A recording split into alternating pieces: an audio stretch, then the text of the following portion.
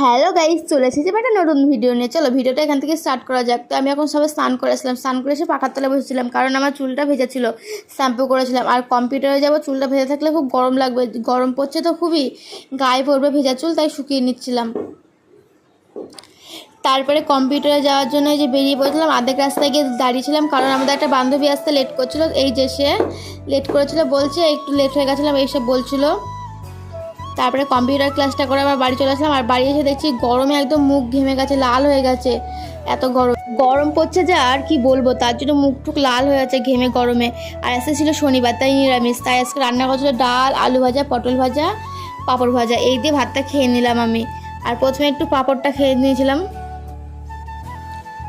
তারপরে দুপুরবেলায় খাওয়া দাওয়া করে একটু ঘুমিয়ে নিয়েছিলাম, ঘুম থেকে বিকালবেলায় উঠলাম। তো চলো ভিডিওটা আজকে এই পর্যন্ত ছিল, কেমন লাগলো কমেন্টে জানিয়ে দিও। আর ভিডিওটা ভালো লাগলে একটা লাইক দিয়ে দিও, আর ভিডিওটাকে শেয়ার করো। চলো বাই, আজকের মতন আবার নেক্সট ভিডিও দেখা হচ্ছে।